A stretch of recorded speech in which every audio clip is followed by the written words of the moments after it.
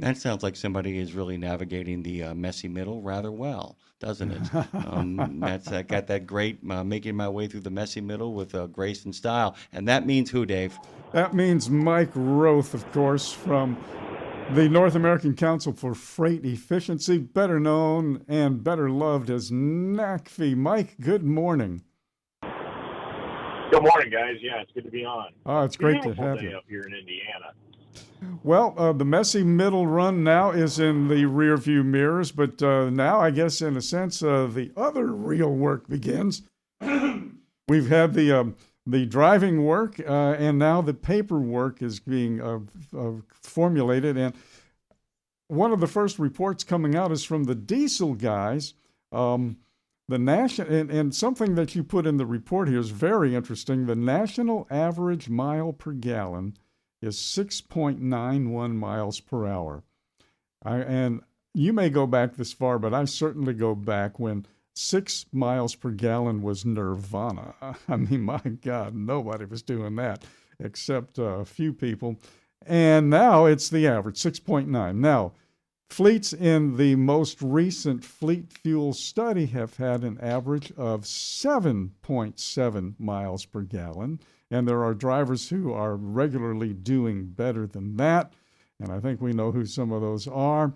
So, all of that being said, the diesel fuel itself and the folks running diesel are really doing their jobs, I think. Did we lose him? Are you there, Mike? There he is. Yeah, there you are. Yeah, I'm here. Yeah, a couple things. One thing that trucking's taught me is there's no average truck, there's no average fleet, there's no average route. So sharing an average doesn't seem right because, it just is what it is. But if you take how we get to that number is you take all of the gallons that's reported by all the fleets and the, fuel tax requirement of reporting, and you take all the miles of those and, you do second grade math, you come up with those numbers. And yeah, that national average, I'll put those in quotes, it laid in the 5.7, 5.8 for like 20 years. Mm-hmm.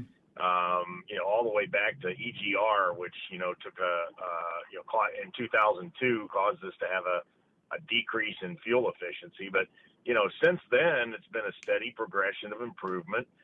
And then that 6.9 really shocked us in the last study.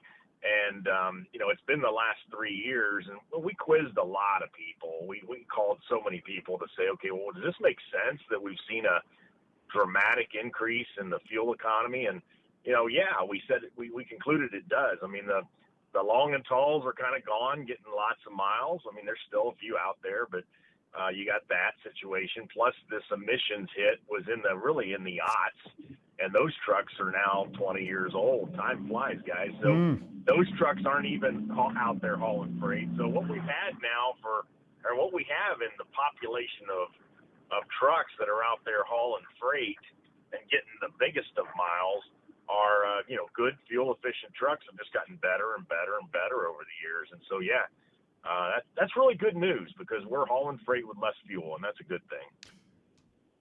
And there are basically three takeaways from this portion of the study.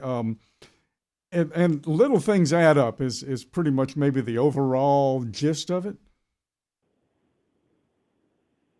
Yeah, that's correct. I mean, first of all, it starts with the truck itself, so speccing it for fuel economy. So, we say if you're going to do a lot of highway miles or even a fair amount of 2-lane state miles, you should adopt nearly all of the all of the aerodynamics that your truck builder is offering to you, even on the trailers too. So if you talk yourself out of something rather than talking yourself into something, whether it's skirts or whatever, and then powertrain technologies, anti-idling.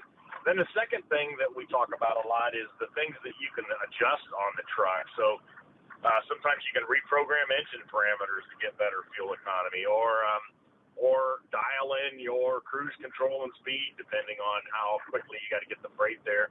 And then lastly, the third one is the drivers themselves. So just how are you maintaining good following distances? just being gentle in your driving to avoid those breaks. Every time you slow down a truck, it takes fuel to get it back up to speed, and those three things.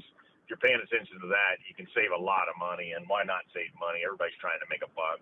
You know, route planning was one of the things, too, that was mentioned in the article you put together. And do you remember this, or is it my imagination? I don't remember how long ago it was. But back when we were really trying to squeeze every drop out we could, it was critical. They were talking about, well, is it better to go a little bit longer distance on a concrete road or a shorter distance on an asphalt road to get better fuel economy? Do you remember when the actual surface of the road was? That was something that lasted about 30 minutes, right? Yeah, I don't know. I mean, I there's all kinds of like theories.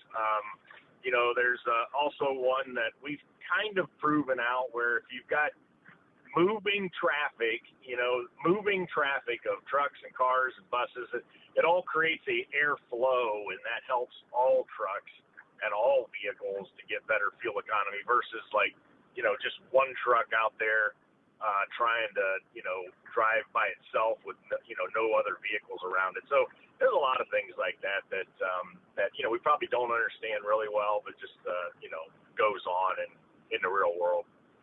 Mike Roeth has joined us this morning. We're always thrilled to have him. He's making his way through the messy middle. Actually, he's kind of navigating it quite well. As a matter of fact, we hear him out there on a regular basis. We're going to get him back on soon as the executive director over at NACFE. We want people to kind of go check them out over there as well, too. Mike, as always, it's good to have you on Nemo Nation, and we'll get a longer form conversation going with you as we kind of come to some conclusions. Thank you, sir. Have a great week, guys. You too. Thank you, Mike.